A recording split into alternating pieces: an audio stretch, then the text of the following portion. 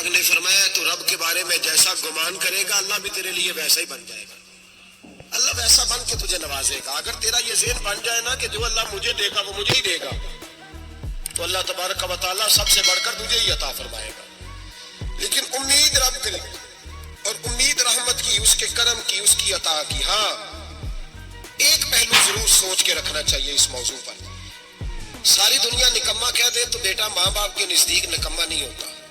آپ بیچارہ ایک غلطی کا بچہ کرتا ہے تو وہ جاتا ہے, دوسری کرتا ہے تو جاتا ہے, تیسری جگہ بھی اس کے حصے کی معافی مانگنے جاتا ہے, بڑا کچھ کرتا ہے. پھر ایک وقت آ ہی جاتا ہے کہ جب باپ مجبور ہو کے اخبار پہ اشتہار دیتا ہے کہ میں نے اسے آگ کر دیا ہے, اب میں اس کے سیاہ سفید کا مالک ہوں. کیا خیال ہے آپ کا؟ پہلی غلطی پہ ابا جی ایسے کر دیتے ہیں جی, دوسری پہ کرتے ہوں گے.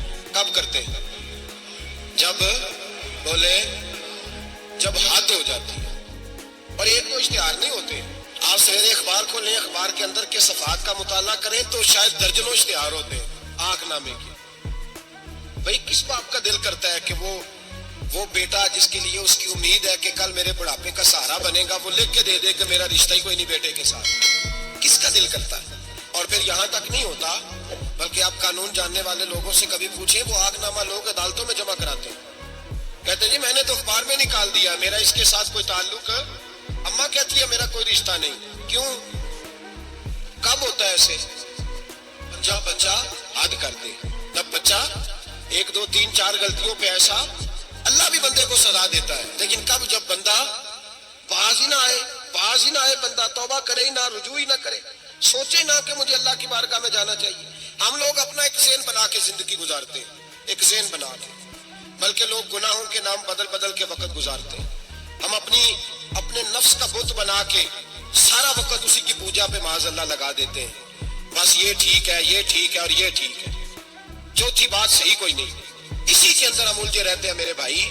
رحمت الہی کا غلط تصور اپناتے ہیں. او میرے بھائی, کسی بندے کی مجبوری تو معاف ہوتی ہے, لیکن اگر کوئی جان بوجھ کے زیادتی کرے تو وہ معاف, اس کی معافی. جس بچے کو پتا ہو نا استاد کو کہ اس کے واقعی گھر میں فوتگی ہو گئی تھی, استاد اسے سزا نہیں دیتا. جس کا پتا ہو کہ واقعی یہ بیمار تھا تو استاد اسے کلاس میں کھڑا نہیں کرتا. جس کا پتا ہو کہ یہ زیادتی کر رہا ہے, جان بوجھ کے کر رہا ہے, استاد اسے ڈنڈوں سے مارتا ہے اور زیادہ مارتا ہے. کہتا ہے تو نالائق ہے, تو جان بوجھ کے کرتا ہے. میرے بھائی اللہ کی رحمت ہے, ہر ایک پہ برستی ہے. لیکن ایک بندہ کھڑا ہی ہو جائے رب کے مقابلے میں, وہ نہ نماز پڑھے, نہ مسجد آئے, نہ کوئی کام کرے, نہ وہ دین کی طرف توجہ کرے, نہ وہ کبھی اللہ سے استغفار کرے, نہ وہ کبھی جائز کام کی طرف توجہ کرے, ساری زندگی حرام کٹھا کرے, ناجائز کرے, تو اب تو نے حد کر دی. تیرے پاس غضب آیا نہیں, بلکہ تو نے غضب کو آواز دی ہے. تو نے اللہ کے غضب کو, بولیے, اللہ کے غضب کو, غضب ہونا اور ہوتا ہے اور غضب کو آواز دینا, بولیے, غضب کو آواز دینا, ان میں فرق ہے میرے بھائی, یاد رکھیں. ہم آواز دیتے ہیں غضب, غضب ہوتا نہیں. دیکھیں نبی کریم صلی اللہ علیہ وسلم, اور یہ حدیث آپ نے یاد رکھنی ہے, یہ یاد رکھنی. نبی پاک صلی اللہ علیہ وسلم نے نا بہت کم لوگوں کو بیوقوف کہا ہے. ہمارے زمانے میں تو عام لفظ ہے نا بیوقوف کہنا. اللہ کے رسول صلی اللہ علیہ وسلم نے بہت کم لوگوں کو بیوقوف کہا. مسند امام احمد بن حنبل کی حدیث ہے, نبی کریم علیہ الصلوۃ والسلام نے فرمایا وہ احمق ہے, وہ بیوقوف ہے. نبی پاک فرما رہا ہے. اور میں نے کہا کم لوگوں کو حضور بیوقوف کہتے تھے. نبی کریم علیہ الصلوۃ والسلام نے فرمایا وہ بندہ بیوقوف ہے جو سارا دن اللہ کی نافرمانی کرتا ہے اور پھر بھی رب کی رحمت کی امید کرتا ہے, تو بیوقوف ہے. صبح سے شام تک لگا ہوا ہے, میں نے نہیں اللہ ماننی, میں نے نہیں تیری ماننی, معاذ اللہ میں نے نہیں ماننی. شام ہوتی ہے تو کہتا ہے اللہ بڑا مہربان ہے, بخش دے گا. تو بیوقوف ہے, تو بیوقوف ہے. تو بتانا کیا مجبوری تھی نماز نہ پڑھنے کی؟ کس نے تجھے گن پوائنٹ پہ کہا تھا حرام کھانے کو؟ اور فلاں آدمی کی تو نے غیبت کی تو تیرا اس میں کیا فائدہ تھا؟ یہ جو تو نے صرف 10 بندوں کو ہنسانے کے لیے جھوٹا لطیفہ سنایا, اس میں تیرا کیا نفع تھا؟ تو صبح سے شام تک نافرمانی کرتا ہے, شام کو کہتا ہے اللہ کریم ہے معاف کر دے گا, اللہ مہربان ہے معاف کر دے گا. استاد مہربان ہوتا ہے کہ نہیں؟ فیل کیوں کرتا ہے امتحان میں؟ بولے, استاد باپ ہوتا ہے نا, اس کا دل کرتا ہے شاگرد فیل ہو جائے, تو کیوں کرتا ہے؟ لیکن شاگرد نے زیادتی کی, اس نے پڑھا نہیں. اس نے, میں نے کہا باپ آگ نامہ لکھواتا ہے, مجبور ہو کے لکھواتا ہے نا. وہ بھائی یاد بڑی پیاری مثال ملا رومی لکھتے کہتے میرے گاؤں کی ایک بی بی تھی، اس بی بی نے ایک بچڑا پالا ہوا تھا۔ دیہاتوں میں نا بوڑھی مائیں بچڑے کو پیڑا دیتی تھی اور نام بھی رکھ لیتی تھی، کسی نے مٹھو نام رکھا ہوتا تھا، کسی نے کوئی نام۔ کہتے ماں نے بچڑا رکھا ہوا تھا، اماں اس کو آواز دیتی تو بچڑا دوڑا آتا، اماں اس کو پیڑا کھلاتی، بچڑا بڑا پیارا تھا، جوان ہو گیا۔ اماں اس لیے بچڑا پال رہی تھی کہ جب بچڑا بڑا ہو جائے گا تو ہل کے اندر بچے اسے لگائیں گے، کھیتی میں ہل چلائیں گے۔ بچڑا بڑا ہو گیا، اماں کے بیٹے کہنے لگے اماں لا تو نے بڑا کھلا پلا لیا، اس سے کوئی کام لیتے، ہل کے آگے لگایا تو کہنے لگا میں نے تو نہیں چلنا۔ اماں کے پاس آئے، کہنے لگے یہ نہیں چلتا، اماں کہنے لگی چلو ٹائم دو تھوڑا سمجھ جائے گا۔ پھر موقع دیا، پھر آئے، کہا اماں اب تو ہم نے اس کے ناک میں نکیل بھی ڈال دی ہے لیکن اب بھی یہ ہل میں چلنے کو تیار ہے۔ ملا رومی رحمت اللہ علیہ فرماتے ہیں پھر کہا اماں سے، اماں کہنے لگی چلو تھوڑا ٹائم اور دے دو، سیانا ہو جائے گا۔ تھوڑا ٹائم اور دیا، ڈنڈے بھی مارے لیکن وہ سیانا ہونے کو تیار ہے۔ اب اماں کے پاس آئے تو اماں مجبور ہو گئی، دل نہیں کرتا تھا، کہنے لگی جاؤ پھر کسائی کے ہاتھ بیچ ڈالو۔ وہ گیا کسائی کے پاس، اسے کاٹا گیا، اس کی کھال اتاری گئی، اس کے چھوٹے چھوٹے پیس کر کے کھا گئے لوگ۔ وہ مار ہو رہی تھی، لوگوں نے اماں سے کہا تجھے تو بڑا پیارا تھا، تو نے کٹوا کو دیا۔ تو اماں کہنے لگی پیارا تو بڑا تھا پر مانتا نہیں تھا، پیارا بڑا تھا، کاش بات مانتا، مقصد پورا کرتا تو کبھی بھی کاٹا۔ بھائی رب کریم نہیں چاہتا بندہ دوزخ میں جلے، اللہ کی رحمت نہیں چاہتی جہنم میں جلے، پر بندہ مانتا ہی نہیں، یہ تیار ہی نہیں ہوتا، یہ سویا ہوا ہے سویرے، یہ وہ گپے لگا رہا عصر کے وقت چوراہے پہ کھڑا ہے، نماز پڑھنے نہیں آیا۔ اس نے ساری زندگی میں درجنوں لطیفے سیکھ لیے، ہزاروں کہانیاں سیکھ گیا، قرآن پاک پڑھنا نہیں سیکھا۔ اس نے زندگی کی ہر چالاکی سیکھ لی ہے، نہیں سیکھی تو اپنے رسول کی حدیث نہیں سیکھی، نہیں سیکھا تو دین کی ضروری باتوں کو نہیں سیکھا۔ اب رب کی رحمت تو نہیں چاہتی کہ بندہ جہنم میں جائے، وہ تو مہربان ہے، لیکن رب کریم کا قانون کا تقاضا یہ ہے کہ جو احکام پورے نہیں کرے گا اسے پھر دوزخ میں ڈالا جائے گا۔ ہمارے بزرگ فرمایا کرتے تھے اصل بات یہ ہے کہ اللہ نہیں مسلمان کو دوزخ میں ڈالنا چاہتا، مسلمان اپنی مرضی سے چھلانگے لگا رہا ہے، یہ خود چھلانگے لگاتا ہے، یہ باز نہیں آتا۔ آپ یقین کریں بڑی ذمہ داری کے ساتھ، بڑے خلوص کے ساتھ اور بڑی دیانتداری سے تجربے کی بات عرض کرتا ہوں، ہمارے بہت سارے گناہ ایسے ہیں جن گناہوں کا ہماری دنیا داری کو بھی کوئی فائدہ نہیں، کوئی فائدہ نہیں ہماری دنیا کو بھی اس غلطی کا۔ میری باتوں کی سمجھ آ رہی ہے آپ دوست؟ کچھ گناہ ایسے ہیں، ایک تو ہوتا ہے کہ دنیا کا کوئی فائدہ ہو، اس گناہ میں ہماری دنیا کا بھی کوئی فائدہ۔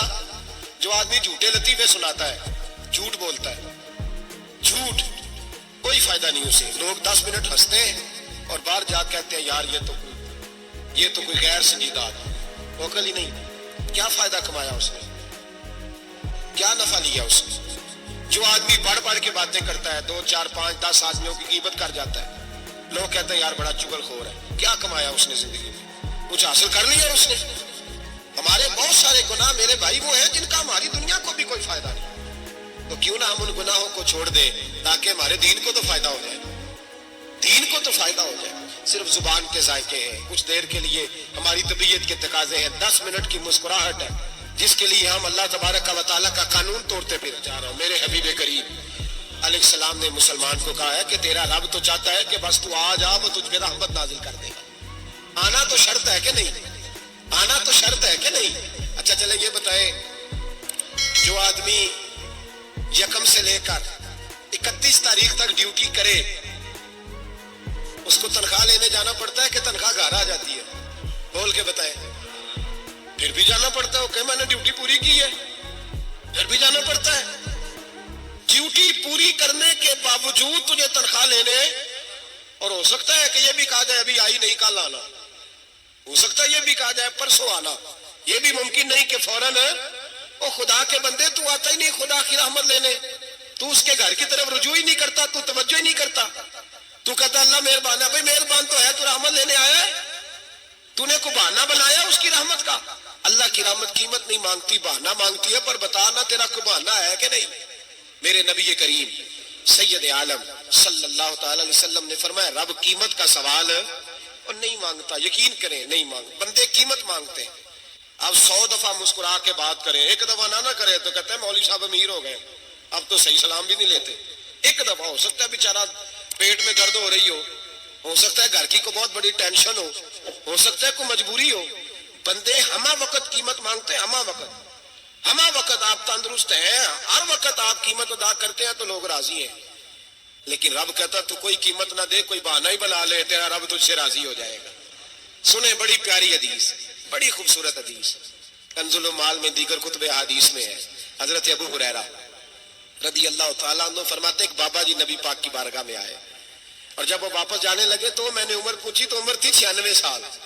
کہتے ہیں بزرگ جب آئے نا تو یہ بھویں جو ہے نا ان کی سفید ہو کے تو یوں آنکھوں پہ آ گئی، بڑی چھڑی بابا جی نے پکڑی ہوئی اور دونوں ہاتھ پکڑ کے نا چھڑی کے اوپر جھکے ہوئے ہیں ایک جانب، قربان جاؤں۔ کہتے ہیں جب وہ بزرگ مسجد میں داخل ہوئے تو میرے رسول نے کھڑے ہو کے استقبال فرمایا، کھڑے ہو، اور نبی کریم صلی اللہ علیہ وسلم نے آگے بڑھ کے بابا جی کو بازو سے پکڑا اور بٹھایا۔ حضور بیٹھ گئے، کہا بزرگوں کیسے آئے ہو؟ تو کہتے ہیں وہ بابا جی بات کرتے تو آنکھ کھول کے پہلے حضور کا چہرہ دیکھتے، پھر وہ بات کرتے تو ان کے لب و لہجے کے اندر بڑی پریشانی، بڑی تکلیف، بڑی مایوسی۔ عرض کرنے لگے یا رسول اللہ، حضور زندگی ساری گناہوں میں بیت گئی ہے، حضور غلطیاں ہی غلطیاں، یاد ماضی عذاب ہے، یا رب چھین لے مجھ سے حافظہ میرا۔ اے اللہ کے رسول بڑی لمبی فہرست ہے، پاپ ہی پاپ ہے، کالے سیاہ دفتر ہے۔ یا رسول اللہ صلی اللہ علیہ وسلم جب پلٹ کے دیکھتا ہوں حضور مجھے نیکی دکھائی نہیں دیتی۔ حضور اس عمر میں آپ کا ایک صحابی ملا ہے، اس نے بات سمجھائی ہے تو تھوڑا خیال آیا ہے، لیکن یا رسول اللہ صلی اللہ علیہ وسلم اب میرا وجود بیکار ہو گیا ہے، حضور بوڑھا ہو گیا۔ 3 باتیں کہیں بزرگوں نے اور نرالی کہیں، کہنے لگے یا رسول اللہ صلی اللہ علیہ وسلم، حضور اب تو میری کمر بھی سیدھی نہیں ہوتی کہ میں نماز ہی صحیح ادا کر سکوں، بوڑھا ہو گیا۔ یا رسول اللہ صلی اللہ علیہ وسلم اب میرے اندر طاقت نہیں کہ میں محنت مزدوری کر کے صدقے اور خیرات دے سکوں۔ یا رسول اللہ صلی اللہ علیہ وسلم اب میں تلوار لے کے جہاد بھی نہیں کر سکتا، حضور نہ میں لمبی نمازیں پڑھ سکتا ہوں، آقا نہ میں صدقات و خیرات دے سکتا ہوں، محبوبہ نہ میں دین کے لیے کوئی جہاد کر سکتا ہوں، بیکار وجود ہے، بیکار وجود کو تو گھر والے برداشت نہیں کرتے، بچے دعا کرتے ہیں یا اللہ ابا جی کو پردہ دے دے، اماں کو پردہ دے دے، بیکار ہو گیا ہوں اور آج آیا ہوں تو مجھ بیکار کو میرا رب قبول کر لے گا؟ آج کلمہ پڑھوں تو بیکار ہوں، کسی کام کا نہیں، نہ نماز نہ صدقات نہ جہاد، قبول کر لے گا؟ حضرت ابو ہریرہ فرماتے ہیں جیسے برسات میں بارش کی جھڑی لگتی ہے، یوں مصطفیٰ کی آنکھوں سے جھڑی لگ گئی، حضور کھل کے روئے، کھل کے۔ اور میرے حبیب پاک نے فرمایا بزرگوں بڑے مجاہد ہیں، دین کے لیے جہاد کرنے والے بڑے ہیں، رب کریم کو آپ کی تلوار کی اتنی حاجت نہیں، اور فرمایا اس کے خزانے کوئی خالی تو نہیں کہ آپ ہی گویا صدقہ دیں گے تو بھرے جائیں گے، اور فرمایا پھر رب کریم کی شان میں اضافہ نہیں کرتی عبادتیں، وہ تو بندے کو نفع دیتی ہیں۔ میں بزرگوں نہ آپ جہاد کریں نہ آپ صدقات دیں، نہ لمبی نمازیں پڑھیں، آپ صدق دل سے آ جائیں، اللہ کے رسول کا وعدہ ہے رب آپ کو بغیر حساب کتاب جنت عطا فرما دے گا۔ آنا تو شرط ہے کہ نہیں؟ آئے تو صحیح، نہ پہنچے تو صحیح، آ جائیں، اس کو نہیں عادت صدقات و خیرات کی، جہاد کی تبلیغ، آئے تو صحیح نا، ان العبد اذا اعترف ثم تاب تاب اللہ علیہ۔ میرے حبیب نے فرمایا بندہ جب رو کے کہتا ہے نا یا اللہ غلطی ہو گئی معاف کر دے، فرمایا میرا مالک اسے فوراً ہی معاف فرما دیتا ہے۔ تو آ تو صحیح، تو آتا ہی نہیں، تو آ ہی نہیں رہا، تو گھر میں بیٹھا ہوا ہے، تو سویا ہوا ہے، تو دکانداری کر رہا ہے، تو پیسے گن رہا ہے، تو آیا ہی نہیں، آ تو صحیح۔ بلکہ میرے نبی پاک فرماتے ہیں جب اللہ پاک کا بھاگا ہوا غلام آتا ہے پھر تو اللہ زیادہ راضی ہوتا ہے، پھر تو اللہ زیادہ راضی ہوتا ہے، زیادہ راضی ہوتا ہے، تو آ تو صحیح، پانچ تو صحیح۔ بلکہ صوفیات اور بات کرتے ہیں، وہ کہتے ہیں تو کبھی بھول کے بھی رب رب کرے تو اللہ تو اسے بھی قبول کر لیتا ہے، بھول کے۔ ملا رومی کہتے ہیں بنی اسرائیل کا بندہ ہے، صنم پتھر کو کہتے ہیں، بت کو کہتے ہیں، بت کے سامنے کھڑا ہے اور ساری رات کہتا ہے یا صنم یا صنم یا صنم، اے پتھر اے بت، ساری رات پکارتا رہا۔ رات گہری ہو گئی، نیند کا غلبہ، تھک گیا، سونے کے قریب آیا تو غلطی سے منہ سے نکل گیا یا صمد، یا صنم کی جگہ نکل گیا۔ رب کریم نے فرمایا جبریل دوڑ کے جا، جو مانگتا ہے اسے دے دے۔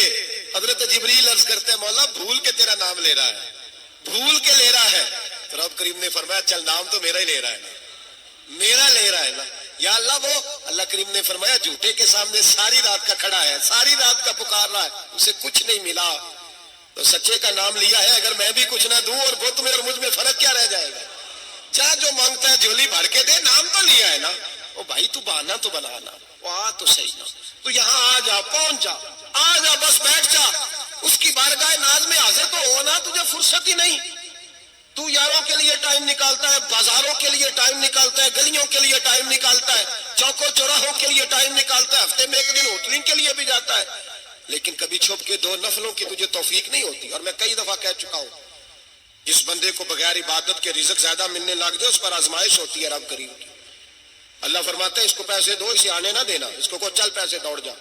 لوگ سمجھتے ہیں میں بڑا ذہین و عقل مند ہوں، دیکھو میں اپنی ہوشیاری سے، چلاکی سے آگے نکل گیا، تو آزمائش ہے، یہ تو آزمائش ہے رب کریم کی طرف سے، یہ تو اس کی خفیہ تدبیر ہے۔ میرے بھائی اس کی بارگاہ ناز تک جو آ گرا، آنا تو ہماری ذمہ داری ہے کہ نہیں؟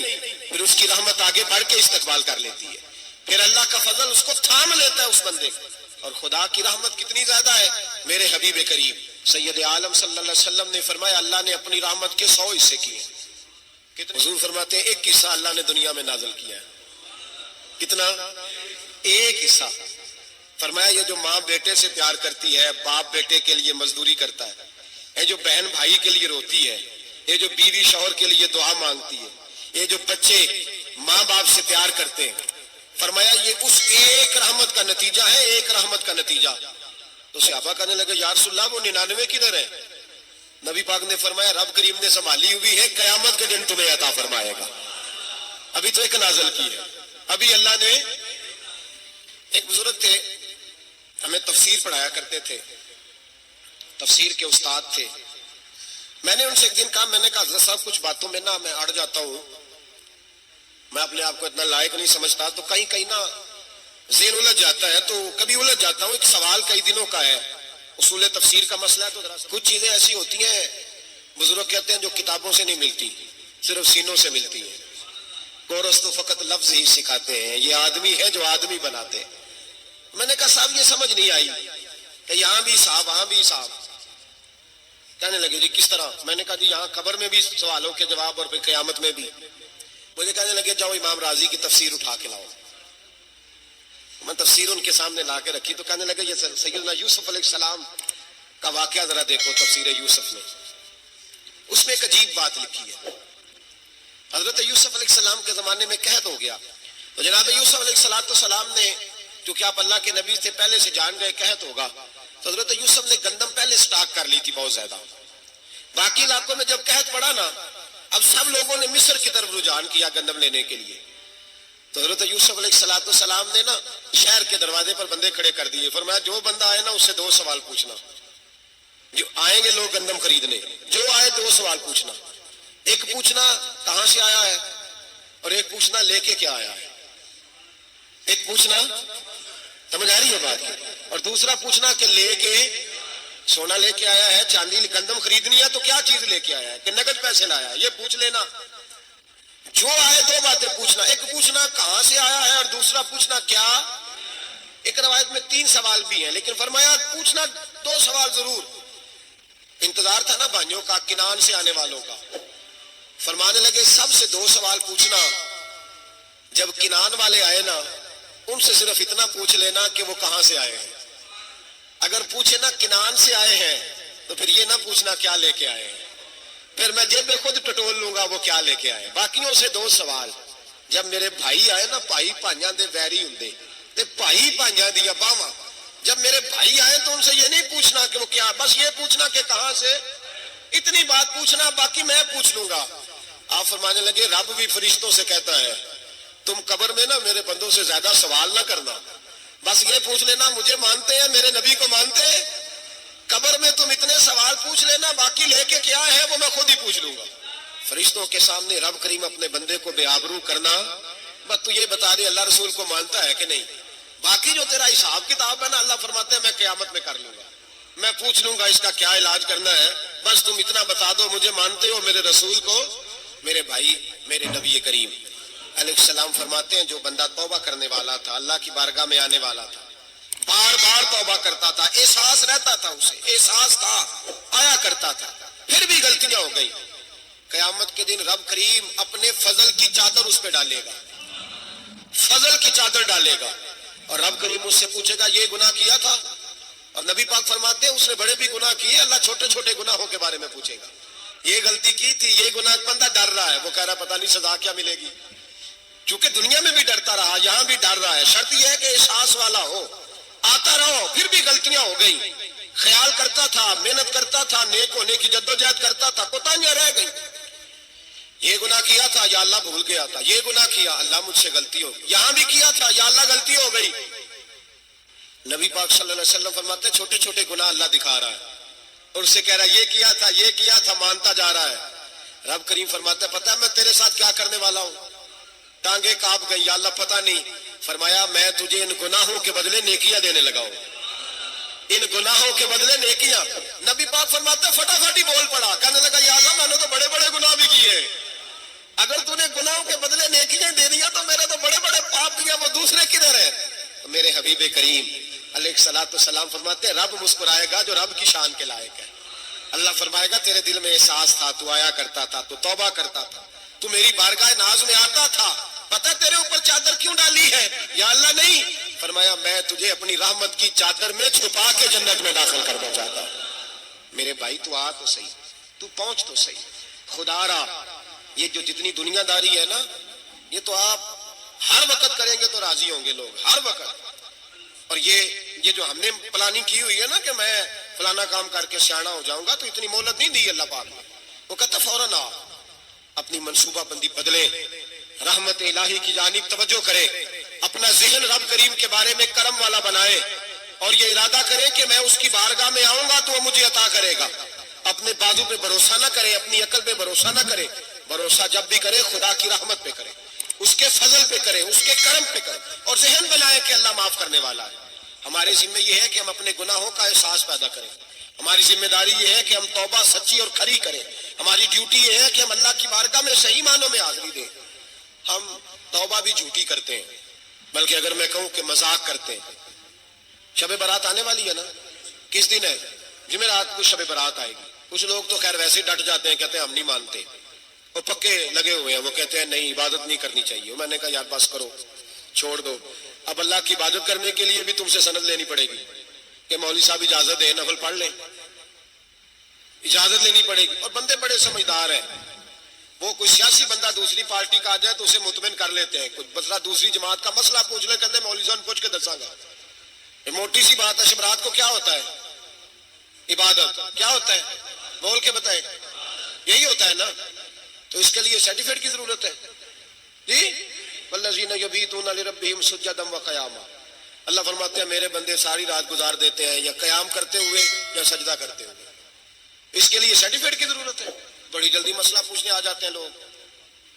ہاں، ایک وہ ہے جو مانتے ہی نہیں سرے سے، ایک وہ ہے جو بڑا عجیب مانتے ہیں، وہ کہتے ہیں شبرات ہے، چھوٹا گوشت ہی نہیں مل رہا دکان سے، بھئی شبرات گوشت کھانے کا دن ہے، حلوہ کھانے کا دن ہے، شب برات موج کرنے کا دیہڑا آ گیا، شب برات، شبرات آئی ہے، پہلے کلو گوشت آتا تھا، 2 کلو لے لو، یہ کون سا طریقہ ہے شب برات منانے کا؟ اور پھر شب برات منائی جائے گی، معراج شریف سے پٹاخے چل رہے ہیں روز شام کو، چلتے ہیں نا؟ نہیں، میں کہ مینوں غلطی لگتی، تسی بولے نہیں نا، چلتے ہیں پٹاخے؟ کون بیچتا ہے پٹاخے؟ ہندو، سکھ، یہودی؟ چلاتا کون ہے؟ کس نے کہا ہے چلانے کو؟ اس میں کوئی کسی فرقے کا بھی اختلاف نہیں ہوتا، ڈرنا چاہیے اللہ پاک سے۔ اللہ جہنم کی آگ ٹھنڈی کرتا ہے، ہم جلاتے ہیں شب رات کو، رب فرماتے ہیں ٹھنڈی ہوگی، ہم جلا رہے ہیں۔ بچے پٹاخوں کے پیسے پڑوسی سے لے کے آتے ہیں کہ ہم سے لیتے ہیں؟ ہم منع کیوں نہیں کرتے؟ جوتے نہ پالش کرنے پہ تو تھپڑ لگتے ہیں، تو پٹاخے والے بچے کو نہیں پوچھا جا سکتا؟ باپ کی ذمہ داری ہے، اور محدثین نے مسئلہ لکھا ہے اگر بچہ نابالغ کوئی غلطی کرتا ہے تو اس کا باپ ذمہ دار ہے، جواب دے اس کی جگہ، ان کو سمجھائیں۔ شب برات آئے گی، پھر توبہ ہوگی، ہر مسجد سے رونے کی آواز آئے گی، زور زور سے لوگ روئیں گے، تڑپیں گے، اجتماعات ہوں گے، بڑے بڑے اجتماعات ہوں گے، توبہ کریں گے لوگ، کریں گے نا انشاءاللہ تعالیٰ، آئیں گے نا لوگ مسجدوں میں، پھر سویرے جھوٹ بند ہو جائے گا نا، اگلی صبح ملاوٹ ختم، دم تولنا ختم. یہ کیسی توبہ ہے؟ وہ دکاندار جو شبرات والے دن غلط سوجی فروخت کر رہا ہے, ملاوٹ والی چینی بیچ رہا ہے, تاکہ دوائیوں میں دھوکہ دیتے ہیں لوگ, دوائیوں میں دھوکہ دیتے ہیں. ایک ڈاکٹر خود مجھے کہنے لگے, وہ میرے دوست ہے, ہلکا پھلکا کورس کیا ہوا ہے, کہتے میرے دوست ہیں کئی سارے لوگ, تو ایک ایسا ہی ہمارے شعبے کا آدمی تھا, تو اپنے ابا جی کو وہ ڈرپ لگانے لگا, تو ابا جی کہنے لگے پتر مینو اصلی لا دے تیری مہربانی, مینو اصلی لا دے تیری مہربانی, لوکھا والی نہ لا دے. یہ حال ہو گیا. دوا مجھے بتائیں وہ قوم اخلاقی طور پہ کتنی گر چکی ہے جو دوائیوں میں زہر بیچتی ہے, دوائیوں میں. اور میں انشاءاللہ کسی موقع پر تفصیل سے اس پر گفتگو کروں گا, بڑی تفصیل سے. میں نے بہت سی معلومات اکٹھی کی ہیں کہ کتنا ظلم کرتے ہیں یہ لوگ, لکھنے والے بھی, لانے والے بھی, بیچنے والے بھی, کتنے بڑے مجرم ہیں.